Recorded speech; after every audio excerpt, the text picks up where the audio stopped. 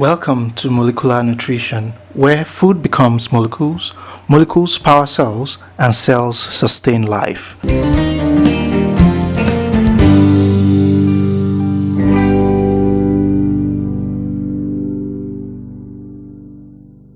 What is molecular nutrition? Molecular nutrition is the study of nutrients and food components at the cellular, molecular, biochemical, and physiological levels, and this focuses on how nutrients are digested and absorbed, how nutrients cross biological membranes. It focuses on also how nutrients participate in biochemical reactions and how they influence metabolism and other physiological functions. So when we think of molecular nutrition, we want to think along these lines, thinking along molecular biology, cellular biology, biochemistry, and physiology. Molecular nutrition is layered on these foundational courses, and without them, molecular nutrition will be impossible. So we need to see and appreciate the roles of molecular biology, cell biology, biochemistry, and physiology, and how all these coming together help us to really understand the fate of nutrients and how nutrients interact during metabolism and how they help us to perform our physiological functions. Molecular nutrition is thus a discipline of nutrition that uses the knowledge of molecular biology, like I have said, biochemistry, physiology, epidemiology, yes, even epidemiology and clinical medicine, to understand the molecular mechanisms of nutrition and diseases. So it's important to remember that this module does not aim to teach detailed biochemical pathways. We are not interested in biochemical pathways. Instead, we want to establish the language, the scope, and the relevance of nutrition, molecular nutrition, within our curriculum. And so we're trying to emphasize structure-function relationship more than getting lost in different molecular pathways. Okay, so what are the learning objectives of the module? First of all, we want to understand what molecular nutrition is. We want to understand how it differs from other areas of nutrition. So how does molecular nutrition differ from clinical nutrition? How does it differ from public health nutrition? How does molecular nutrition differ from nutrition epidemiology, for instance? We will appreciate this over the course of the module. We want to also understand, to comprehend the importance of molecular level processes in nutrient function and metabolism. And if you're thinking through this, through the processes we've seen in the small intestine, in the gut, you're probably beginning to see that there are a lot of granular molecular activities going on at that level. So pay attention to it, because it's actually the accumulation of all these processes that will make you to comprehend the importance of molecular level processes. One of our objectives is to appreciate the anatomical structures of the gut as the foundation on which molecular nutrition is built. And I think gradually you are beginning to see this. Next, one of the objectives is also to identify the major classes of biomolecules that are relevant for molecular nutrition. So when we think about biomolecules, we think in terms of the molecules that make up the membranes, for example. A lot of them are proteins, some are carbohydrates, and we want to also link molecular nutrition to other advanced nutrition and dietetics courses, and these are the objectives that we have set for this module. So what are the learning outcomes for this module? The first one is for you to be able to define molecular nutrition and describe its scope within nutrition science. To explain also why understanding nutrients at the molecular level is important for human nutrition. And you are expected to also be able to sketch. Yes, it would be nice that as you're progressing in your study, watching this video, you're cross-checking facts, you're memorizing names of enzymes, names of cellular structures, you're drawing them as well. And this is how you learn. So when you do, you're not passive, you're very active. So I've included as part of the learning outcome your ability to be able to sketch and describe the anatomy of the gut, as I did in previous slides. But this is not really geared towards you being an artist. It's really for you to make a mental connection about how these physical structures, how they function. And I consider this important because without understanding the basic histology and the cellular components, especially in the gut, because we are nutritionists, it will be very difficult for you to layer on top of it all the different molecules and how the different biomolecules work. So this is very important as well. And like we said, the fourth learning outcome is for you to identify all the biomolecules involved in nutrient function and metabolism, and finally to relate and describe how molecular nutrition concepts are related to the future courses that you'll be doing. So you can already, for those of you who are quite curious, and you're asking, how does this course really, how does it help me? I really want to start practicing as a dietitian and all that. Well, before you start flying, make sure that you're very well founded in the fundamentals. And this course will provide you that opportunity to be well versed in the fundamentals, so that you can link them appropriately to future courses like clinical nutrition and diet therapy. So molecular nutrition provides the conceptual foundation that we need to understand later topics that we'll be treating in the third year, in your third year, in your fourth year, and even in your fifth year, where you'll be handling clinical nutrition courses and diet therapy courses. Molecular nutrition provides you with that foundation that you will need.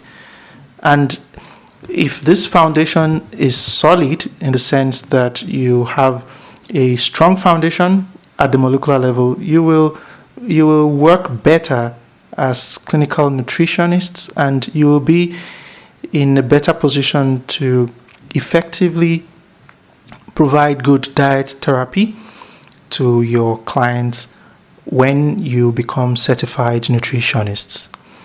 Why? Because if you do this course very well, you would have acquired those fundamental knowledge that you can then build on in the future.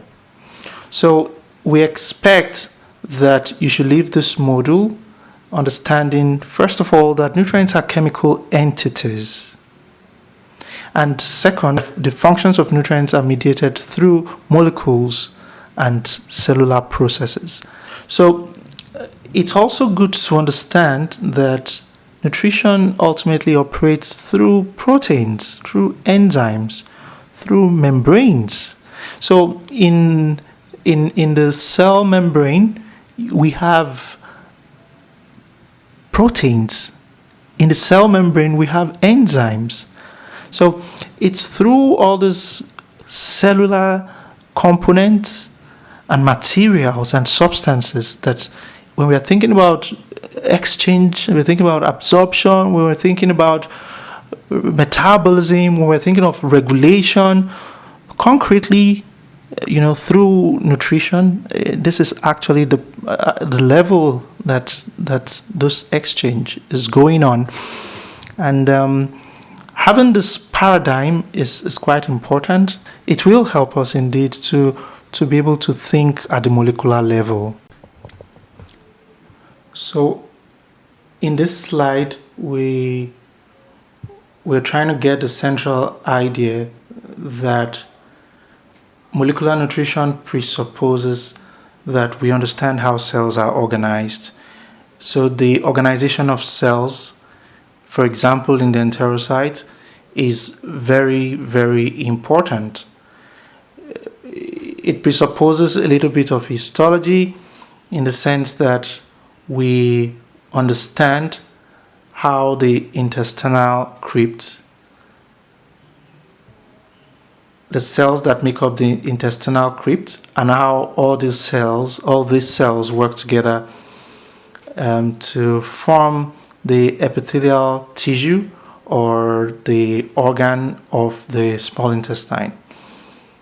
Okay, so in the small intestine, we have the villus. So in the previous slide, you remember we talked about the microvillus. So we have the villus that line the intestinal wall. There is a point that is deep into the small intestine tissue, and from here, all the parts of those cells that are deep into the tissue, you can see them. We're not going to go into the details for now, but outside the crypt, you also see each of these enterocytes lined side by side, one another, sometimes spanned by other cells, so we can see all that. So this is a kind of very brief introduction into the cells that form the lining of the epithelial cells, the enterocytes that form the lining of the gut. And interestingly, although we'll come to that, it's very interesting to see that it's not just the enterocytes that form the microvilli. You also see embedded in between the enterocytes, you see goblet cells, you see tuft cells, and you see inside the crypt of the small intestine, you see the stem cells, so the stem cells and the crypt base or columnar cells.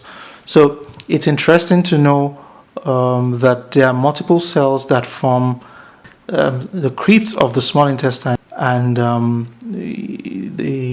these cells, at the inside the crypt, as they mature, they become enterocytes, and they keep moving up, and in 4 days they undergo programmed cell death, and they are replaced by more cells produced by the stem cells that are located in the crypt of the small intestine. So this is interesting, and a key point to note is that a typical enterocyte lasts or lives for less than between 3 and 5 days, and they are constantly being replaced by stem cells that are found inside the crypt, which keep being reproduced, and they keep rising up, to the tip of the villus in that sense. Okay, so this anatomy is very important for you to understand how nutrients flow through the enterocytes, and how nutrients pass. We'll come to this in subsequent slides, but the idea behind the slide is to make you see all the physical cellular structures that are found in our small intestine. Then later on, we can superimpose. Having understood those physical structures, we can then understand better how nutrients and other molecules pass through the enterocytes in the microvilli. So still inside the small intestine, we're specifically in the lumen of the small intestine. There are a couple of things that we need to still understand, and we'll go through them in the required amount of detail. So one central idea that we have probably observed is that the lumen of the small intestine is hollow, and inside the lumen we have different layers, and in the outermost layer is where we find the villus. Of course, we understand that the villus is the finger-like structure in the small intestine. So this is the villus, and if we magnify the villus, this is what we see, and it looks like this structure right here. So having understood that a magnified villus is what is here, then we can relate with regards to what we already know. So we knew in the past that in the small intestine we have microvilli, which means that we have thousands of these villus that are embedded inside the small intestine, and for each of the villus we have thousands of enterocytes. So these enterocytes are the cells that make absorption possible, and we know that absorption of nutrients is basically how nutrients flow from the lumen, which is the external environment in the small intestine. So we imagine you have your glucose, imagine you have your amino acids, imagine you have your fatty acids. All this will flow from the lumen, which is the external environment, and pass through the enterocytes in the brush border,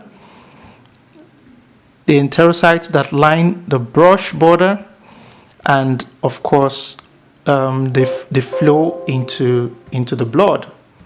So a key thing to remember is that movement of nutrients flow from the external environment, which is the lumen, into the bloodstream. And what makes that possible is the enterocytes that line the villus in that sense.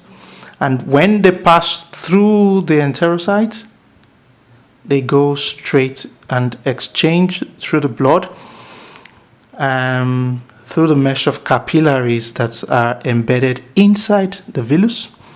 We're not going to go into details about where each venule or each arteriole carrying blood is coming from, but it's good to have an idea that, well, there is an artery that carries blood away from the small intestine, and there's a vein that carries blood to the small intestine, and of course you see it's the mesenteric artery and vein here, and that feeds into smaller arterioles, and you can see those arterioles line inside the different layers of the small intestine.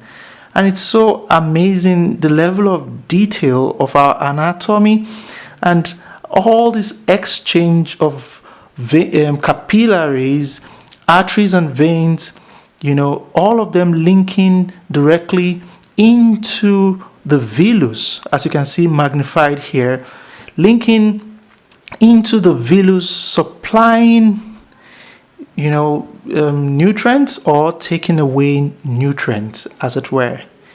Arteries carry blood away from the heart, veins carry blood to the heart. So, and the capillary mesh is where there's an exchange of materials. So in this case, all the nutrients that go in from the lumen into the capillary network then of course enters into the bloodstream and then are transported by the mesenteric vein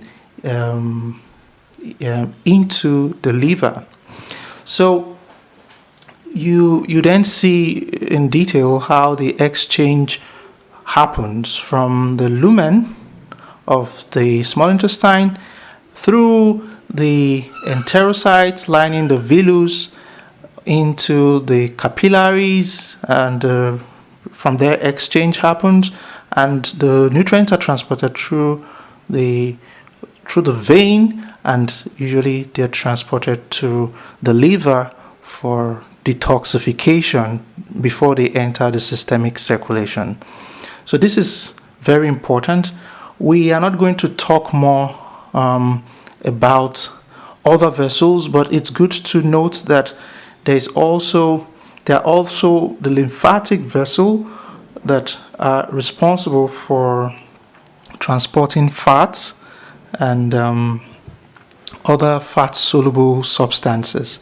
But in a nutshell, all this exchange happens because there are capillary mesh that are embedded in the villus, where the enterocytes lining the villus, which are responsible for the exchange, the membrane of the epithelial cells in the enterocytes, the exchange happens and blood carries the nutrients that have been absorbed into the liver.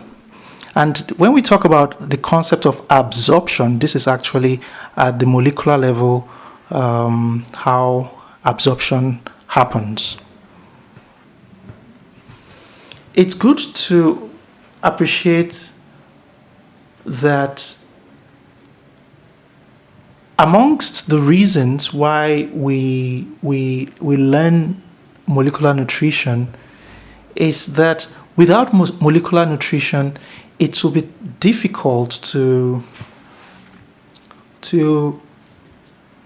understand the root causes of diseases. I want you to think through that molecular nutrition helps us to understand the root causes of nutritional diseases, and as a result, it helps us to have better treatment. And I'm going to use the case of folate, vitamin B9, and vitamin B12. We normally call vitamin B12 cobalamin. And I'm going to use these examples. I'm going to use them as examples. And I'm going to use like a historical perspective. So B12, we call them cobalamin. And I'm sure you know already that vitamin B9 is folate.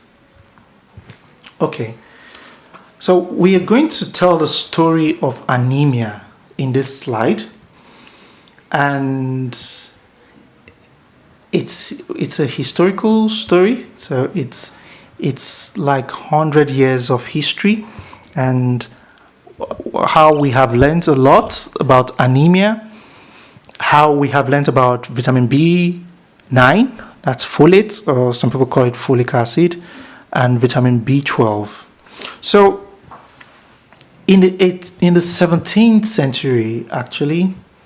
So towards 17th century will mean like 1890s, so towards the late 17th century, clinicians didn't understand what anemia is. And,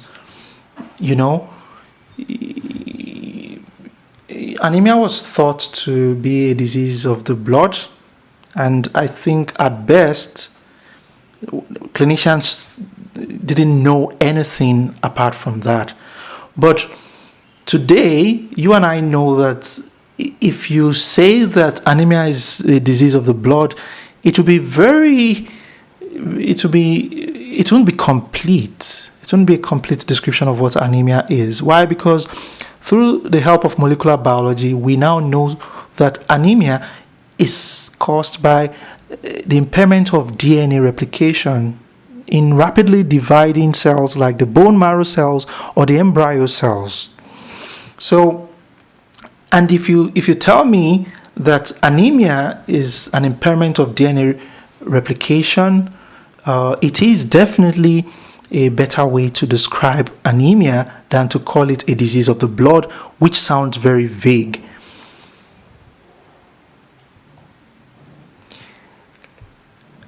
So, like I said, in the 17th century, clinicians noticed that patients who presented with symptoms of chronic fatigue, these patients came to the hospital, they were always complaining of tiredness, pallor, they were weak, so they just could not function, they couldn't carry out their daily activities. So clinicians took their blood and put it under the microscope.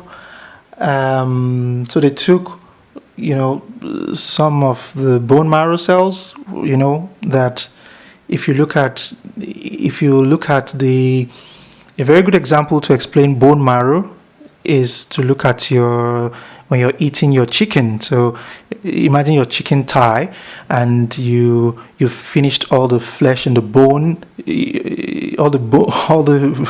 I beg your pardon. Imagine your chicken thigh. You finished eating all the flesh, and that bone, you crack that bone, and there's that soft part inside that bone that some people suck. Some people really like it. I don't know if you like it. I like it maybe because I know it's very rich in iron, so that's why I always take it. But yes, so the bone marrow is basically the precursor of your red blood cells, and this is what your red blood cells look like before they become this kind of cells in the blood. So the bone marrow, which is like where you find the precursors, at the beginning they have nucleus, but when the blood cells have matured, the nucleus, they become enucleated in that sense. And the reason they become enucleated is because they need all the space for oxygen, because that our red blood cells are the oxygen carriers in our blood, and they make respiration possible. Okay, so going back to the story, at that time, clinicians realized that there were some red blood cells in these patients that were complaining of fatigue. In their bone marrow cells, it was large. The bone marrow cells were large. The cytoplasm of the bone marrow cells, the red blood cells precursors, were very okay, but they had very large nuclei, and this nuclei, the large nuclei, was as a result of poor or immature nuclei. So the nuclei was not well developed, but the cytoplasm was well developed. So this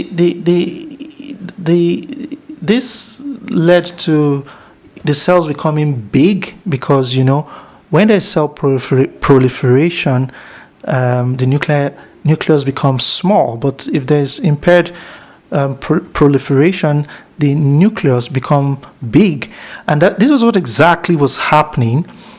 And When the red blood cells eventually matured, they also became big. So you can see this big red blood cell compared to the small red blood cell. And they noticed this, and they associated it with what the patients were feeling in terms of the fatigue and all that. And they called this anemia. Anemia, it's like, if it's from the Latin word anhaima, and which means bad blood or something like that. And they called it specifically because of the large red blood cells, megaloblastic anemia. It's a mouthful, I'm sure you'll agree with me. And this was the trend. Later on, they found out that some patients with this megaloblastic anemia, they also showed some signs of nervous damage. So they had numbness, they had difficulties in walking, they had memory issues, psychiatric issues, and they were wondering, but one thing they began to see was that they were probably dealing with two kinds of diseases. So, but they couldn't explain why, those of them who had this nervous damage or neurological issues, these people also presented with anemia. So they had anemia in the two cases, and but they then began to think that perhaps, maybe two diseases presented with anemia. In the 1920s, clinicians found that patients who ate liver showed normal red blood cells. So the patients that ate liver, the red blood cells that were enlarged became normal, and there were no enlarged bone marrow cells. So even the bone marrow cells, enlargement of the nucleus also was corrected, and the bone marrow cells became like normal bone marrow cells, like you see so. And this suggested to them that, maybe the problem that was causing this large megaloblastic anemia was from diet, because the patient that ate the liver, they did not have these features. So they then called this factors that were present in the liver. However, they noticed that patients who had previous nervous damages, that they didn't improve despite the fact that they consumed liver. So it then led them to conclude that, okay, we have probably two types of anemia, and in fact some of them died. So they called this pernicious anemia, and they called the other megaloblastic anemia. Keep in mind that we're still around the 1920s, and we didn't even know what vitamins were at that time. So vitamins had not been isolated at that time. We didn't have any knowledge that there was a vitamin called folate or cobalamin. As time passed, in the 1940s, folate was discovered as the factor in liver that corrected anemia, and it was later separated from spinach leaves. And that's interesting, because when you think of folate, you're trying to guess how did we get folate, because the leaves of spinach in Latin is called folium. So folium, folate, and they were first extracted from spinach leaves. And we had this discovery by these gentlemen, George Whipple, George Minot, and William Murphy. So they were awarded the Nobel Prize at that time in physiology and medicine. And we had also Dorothy Hodgkin, who is attributed also in elucidating the structure of vitamin B12 using X-ray crystallography. So it was observed that folate and vitamin B12 corrected anemia. However, only B12 reversed the neurological damage, and the reason for that wasn't very clear.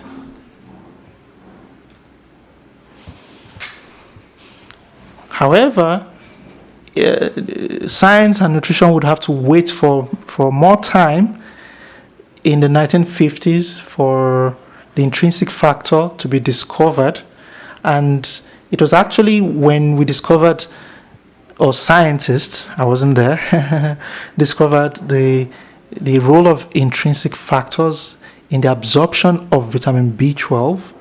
That was when it became clear that intrinsic factors are special proteins that actually help in the absorption of B12. And how do they do this? They bind to the vitamin in the stomach and release them in the small intestine for absorption. And this is nature's wisdom. Why? Because vitamin B12 is very, very delicate, and if it's left on its own in the harsh environment of the stomach, it will be consumed.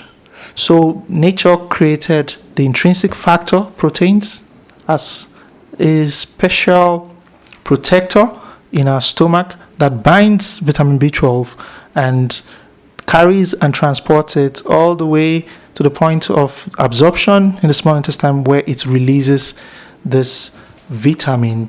And it wasn't until this time in the 1950s that we actually began, or we saw clearly that yes, the action and function of vitamin B12 was completely different from that of vitamin B9, folate.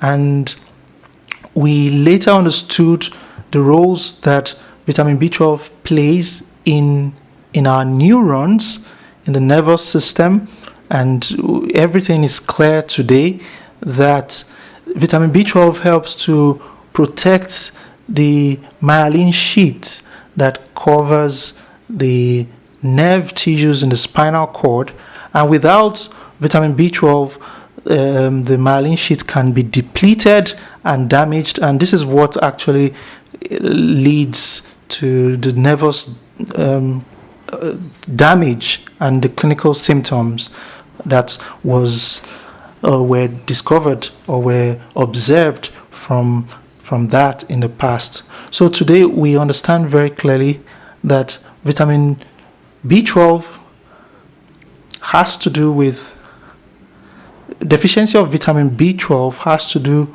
with the intrinsic factors. So if there's a problem with the intrinsic factors, then B12 is not properly absorbed, and if B12 is not absorbed, it leads to the nervous damage, and we see that distinctly from folate, and folate is as a function of poor DNA replication.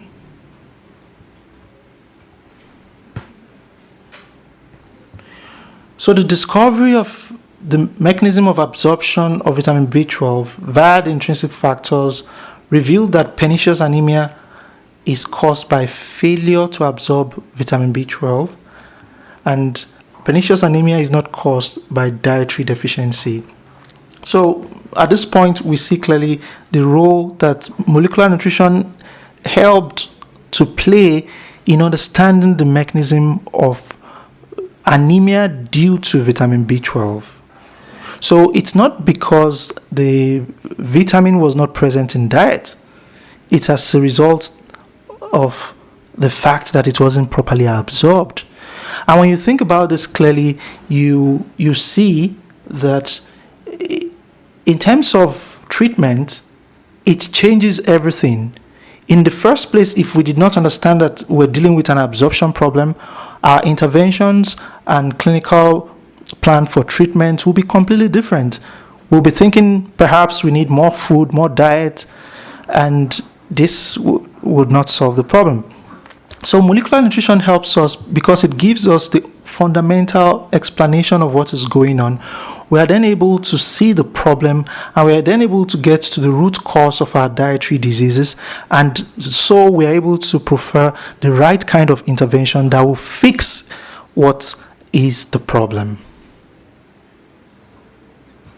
So thanks to molecular nutrition, thanks to molecular biology, we now understand that megaloblastic and pernicious anemia are two separate diseases. Before, we didn't know that. We thought it was one. they are caused by two different mechanisms, thanks to molecular biology. One is impaired DNA synthesis for vitamin B9. The other is intrinsic factor-mediated vitamin B12 malabsorption. So that's the poor absorption of vitamin B12. And today, most interventions that we have are targeted towards reducing, like interventions targeted towards reducing anemia in large populations, administer both folate and vitamin B12 together.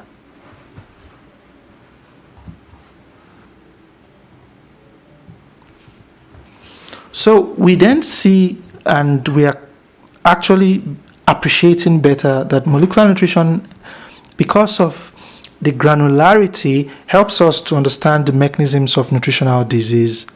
It helps us to understand that this disease, how they happen, why they happen, the mechanisms, we call it mechanistic explanations. So the mechanisms of these diseases, and why do we need those mechanisms? When we have those mechanisms, we can then plan targeted interventions towards treatment. We will not be groping in the dark. We know exactly what the problem is, and we go exactly where the problem is without tampering with other systemic functions. We understand the root causes of the diseases, and we then treat the causes, not the symptoms. And this is a powerful approach that molecular nutrition offers us. So in this slide, we look at the relationship between clinical nutrition, public health nutrition, and molecular nutrition. And we're going to be using the case, an example we treated in the previous slide, the case of folate and vitamin B12. So if we look at how we appreciate diseases, how we build knowledge of diseases, our understanding of diseases, how it evolves over the years, and how we move from very crude treatment to very precise treatment. This is always happening in medicine, and what makes that possible is a better understanding of disease mechanisms. And this is where molecular biology comes in, and for nutrition specific diseases, this is where molecular nutrition comes in. And I'm going to use the previous example, the case of folate and vitamin B12. So the general pattern is that the patient presents with different symptoms of the diseases, and the clinician, the medical doctor, sees these cases in the clinic.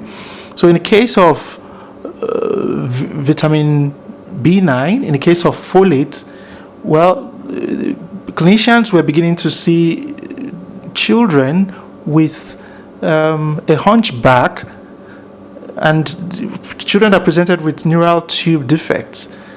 Clinicians were beginning to see cases of anemia, patients complaining of fatigue, pallor, and things like that. So that's usually the first symptoms and signs that are observed, and these are usually presented in the clinic. So clinical nutrition, usually you find a situation that in the clinic that you first see those symptoms, and oftentimes clinicians have a poor understanding of these diseases, but they have to treat. So oftentimes at the beginning of a new disease, management of the disease is also quite poor.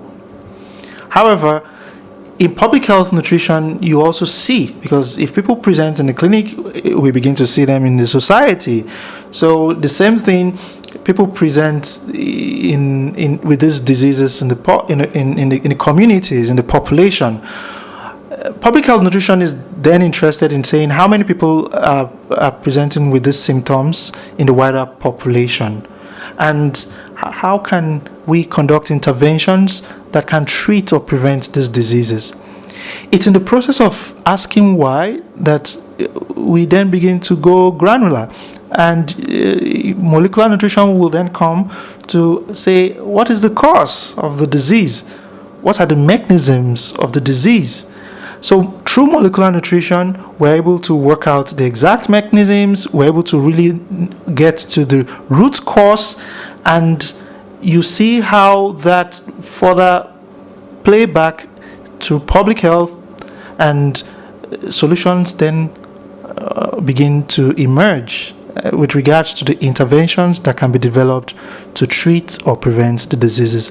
So in a nutshell, that's how clinical nutrition, public health nutrition, and molecular nutrition are all interrelated. So in this slide, we see the relationship between molecular nutrition and other disciplines. And if we are beginning to appreciate the role molecular nutrition plays in helping us to understand the mechanisms of diseases, the causes of diseases, helping us to get to the root cause, and helping us to plan interventions that really target those root causes, then it will be impossible for us to do this if not for the help provided by very big disciplines of study that have been in existence for hundreds of years, for centuries. Disciplines of studies like biochemistry, physiology, molecular biology, cell biology, epidemiology, clinical medicine, public health, nutrition, and chemistry.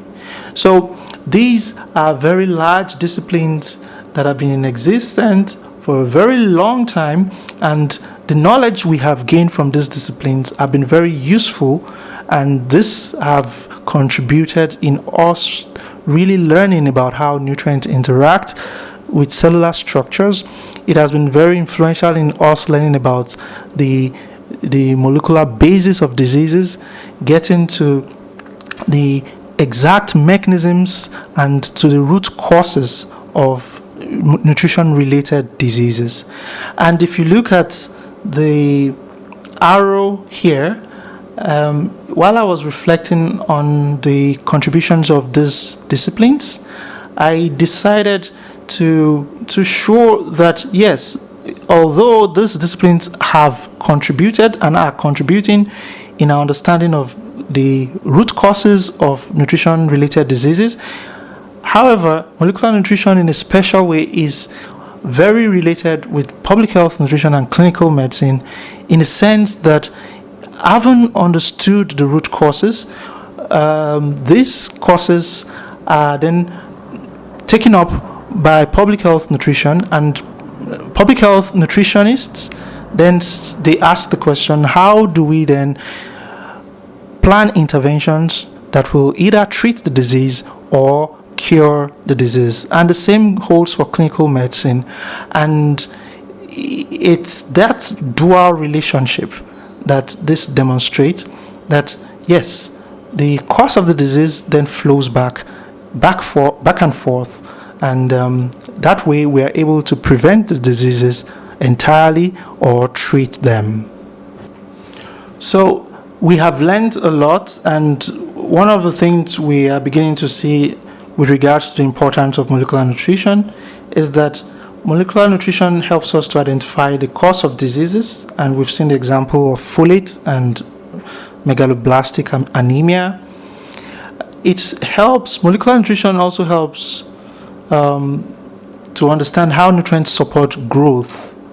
We learned from the example of folate and vitamin B12 that vitamin B9, folate, is responsible for DNA synthesis. And we know that when we are thinking of growth, when you're thinking of your protein being responsible for growth, ultimately this is what we're talking about. Growth cannot happen without anabolic reactions in the body, and these anabolic reactions are basically they are basically realized through DNA synthesis in the nucleus. So all the nutrients that support this, molecular nutrition actually speaks to them and makes us understand that better. Molecular nutrition helps us to understand how metabolism is regulated. We're going to be seeing this a lot in subsequent modules. The regulation of metabolism. A very good example is how insulin regulates glucose uptake and metabolism in the cell. So you can write that down. We're not going to go into the details now. Molecular nutrition helps us to understand the different roles, the specific roles that the different nutrients have in terms of specific physiology.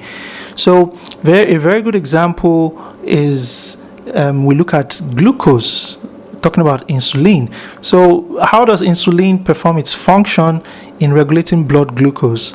It's glucose itself that helps to provide a negative feedback.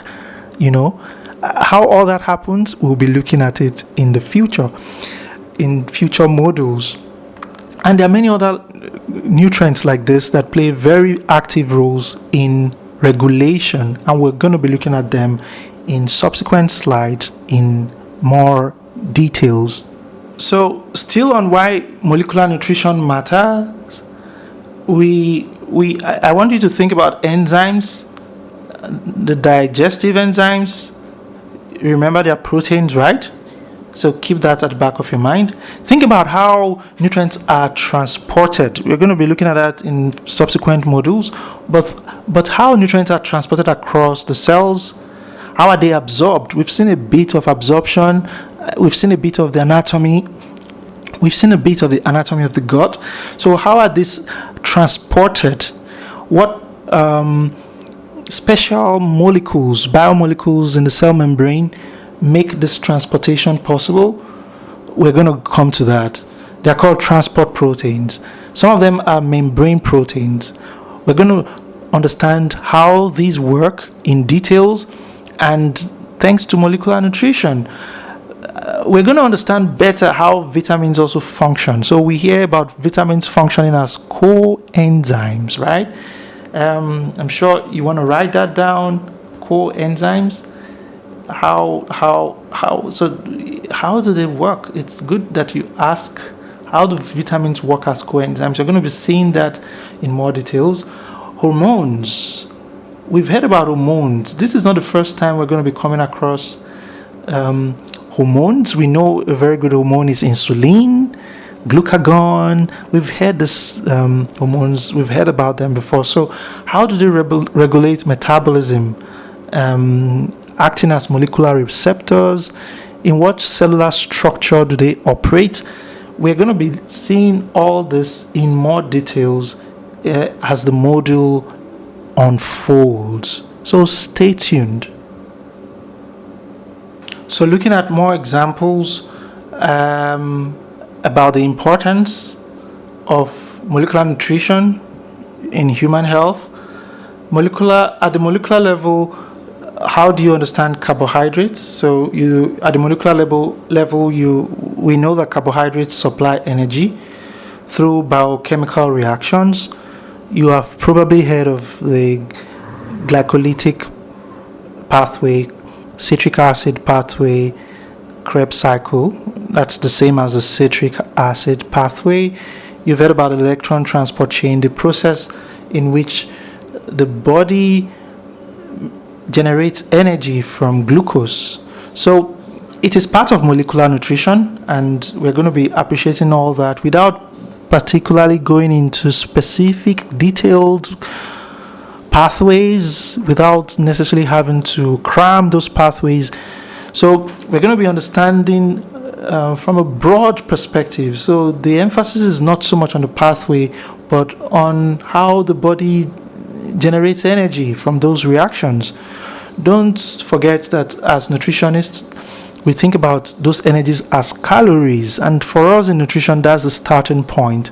How those calories are produced is explained by molecular nutrition. In our membranes, there are lots of lipids. We understand that in the membranes, there's a phospholipid bilayer component.